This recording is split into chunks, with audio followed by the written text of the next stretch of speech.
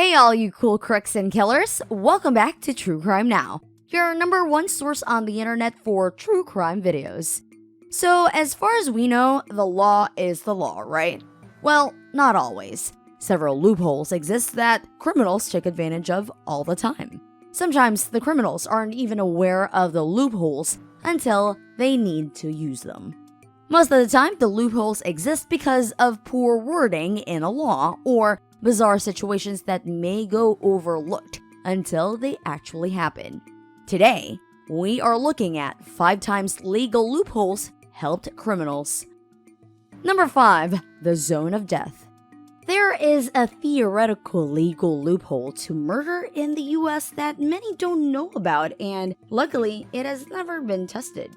We hope. Yellowstone National Park has about a 50 square kilometer area that you could technically kill someone and get away with it. Yellowstone Park is primarily in the state of Wyoming, except for small slivers in Idaho and Montana. So if you murdered someone in the Idaho section and you were caught, you would be taken to Wyoming to be tried. However, you could use your constitutional rights to be tried in the state of the murder. A local jury would be called upon for the case, but Amendment 6 states that an impartial jury of the state and district wherein the crime shall be committed is needed. The problem is Idaho is the state with Wyoming being the district. Seeing as how no one can live in the federal land of Yellowstone Park or in that particular section in Idaho, you cannot be tried fairly or legally if you deny trial in Wyoming. There is no proof that this is actually defensible, and we certainly do not recommend trying this by any means. But it is an interesting thought. I wouldn't recommend meeting any sworn enemies around the border in Yellowstone though, just in case. Yikes. You think that's crazy? Just wait until you see our number 1 pick. You'll be rethinking your trust in lawmakers altogether. Number 4. Cupcake Death. In 2017, 2 sisters in Atlanta beat a toddler to death with a baseball bat over a cupcake. The boy's legal guardian, Glendria Morris, claimed that the boy had actually choked on the cupcake in question. But what actually happened was much worse. It turns out that the boy had taken the cupcake. You know, because he was a little kid and saw a cupcake, and then was subsequently beaten in the head and back with a baseball bat until he succumbed to the injuries. The sisters were granted a $200,000 bond for the alleged crime because of a loophole with the district attorney's office. Before each case was indicted, the DA had to re-interview every witness and examine every bit of available evidence while testing the case for any missteps. They had to do this within 90 days for the bond to be denied. This was next to impossible for the DA for a few reasons in this case, including the multiple perpetrators, the complexity of the situation, the submission time for evidence, and manpower allotted to the case. This loophole regularly allows numerous criminals to be granted bonds after the 90 days. Number 3. Legal to steal cars? In Portland, the number of cars getting stolen is going through the roof. Why? Well, quite simply, you can steal cars repeatedly and get away with it. How? If the thief doesn't admit to knowing of the stolen car, they can't be charged with theft. Weird, right?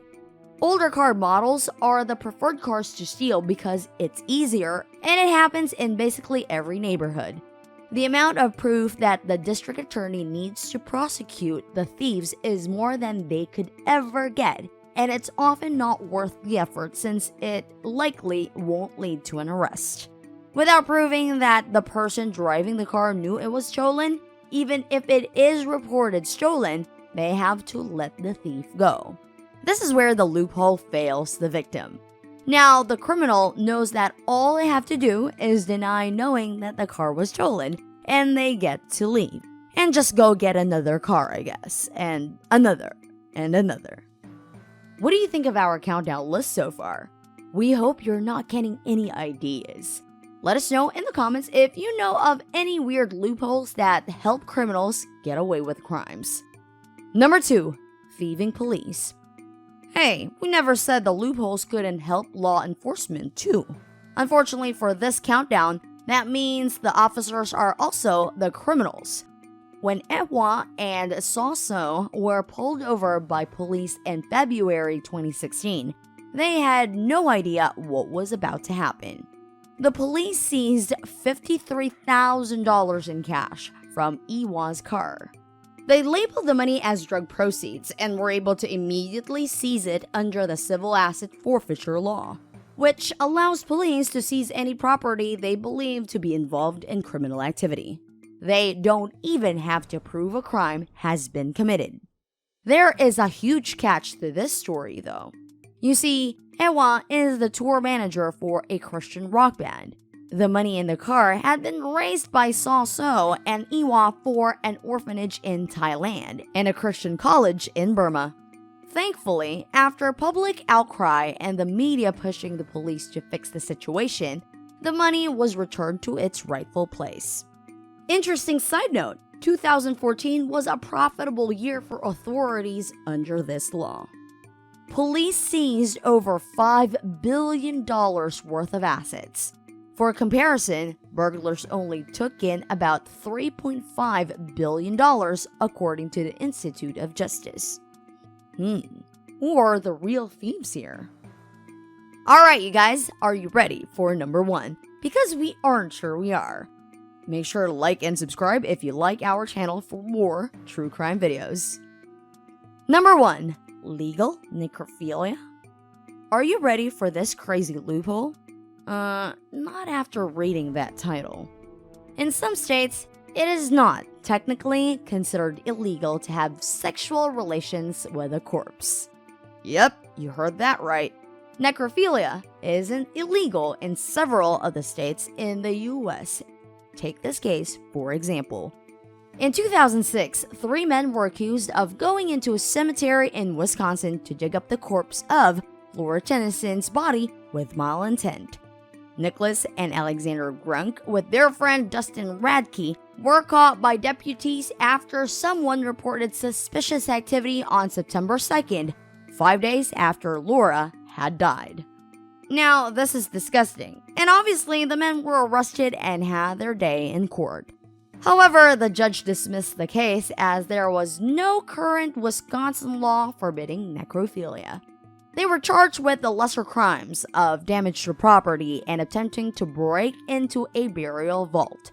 All of this because of this unfortunate technicality.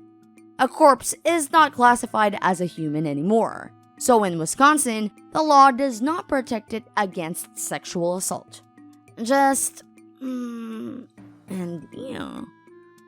Alright guys, that's it for this countdown. Let us know in the comments if you want to see more videos like this one. Make sure to like and subscribe and turn on that notification bell for more true crime videos. Until next time, don't be embarrassed to sleep with the lights on.